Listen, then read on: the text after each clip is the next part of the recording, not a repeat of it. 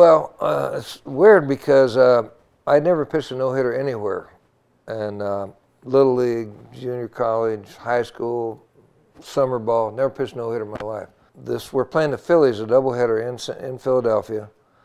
And so I was going to pitch the second game.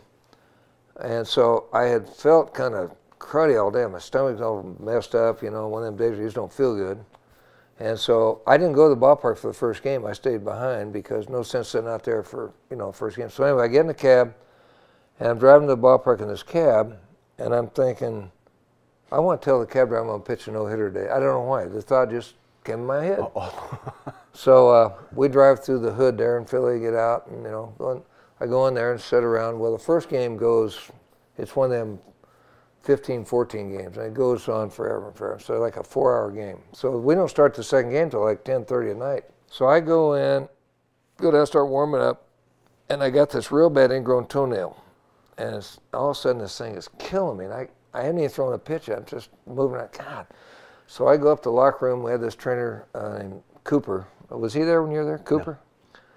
No. You know, you're glad you wasn't there. Anyway, anyway, so he shoots me with Novocaine, right? I mean, who in the world ever have a trainer shoot you with Novocaine in my toe? In the toe? Yeah. So, okay, so pretty soon I go down.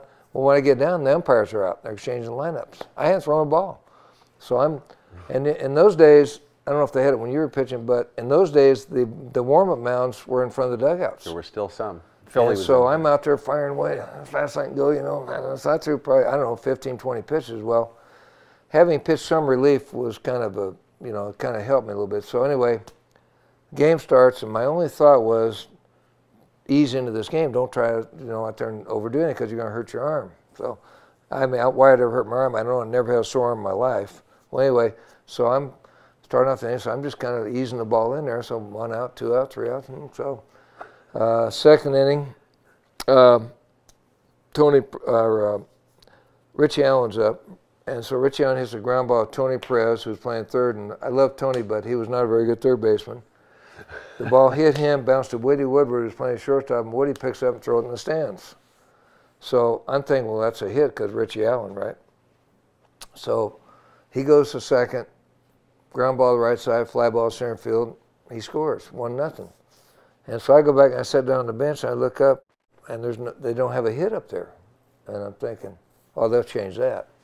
And the score is 1-0. I'm thinking, I wonder if anybody's ever pitched a no-hitter and lost. I mean, the stupid, you know, thought occurs to me. So the game goes on. Pretty soon we get a couple of runs, and so now we're ahead, and they still don't have a hit. They still haven't changed that score. And I'm thinking, surely they're going to change it. That's got to be a hit.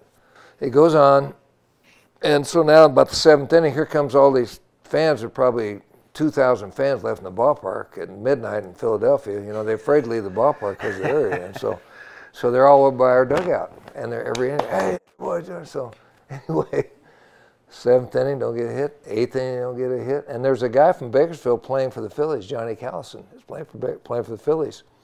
And so he was like my childhood hero, okay? He's playing for the Phillies.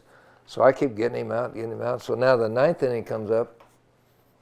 Maybe the 8th inning, Richie Allen is up. And I'm thinking, this guy's going to ruin this thing. And so I said, but I'm not backing down, so I'm throwing him fastballs. I'm not throwing him fastballs. So I challenged him with a fastball, and he hits an absolute P right at Tommy Helms. Okay, Tommy Helms might say so. Okay, get out of there. 9th inning, ground ball back to me, another guy over here, and the next guy pops up to first, and I'm jumping higher than the ball. I'm higher than the ball. That kid that pitched, I know here the other day for Houston against the Dodgers, see him jumping up there. Right. I could have vaulted over him. I'm jumping up in there.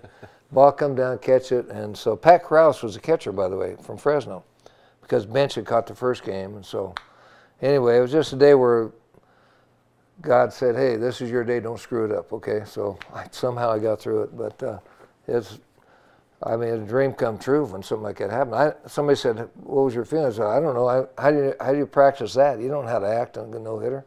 I never had one before. Nolan Ryan he knew what was going to happen.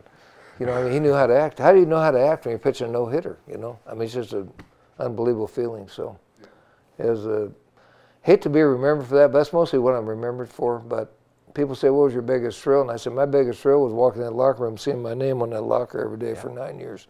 That's a thrill. You did it for 14 years, but I'll tell you, you see your name in that locker, that's pretty good because there's not that many people can do that. Yeah.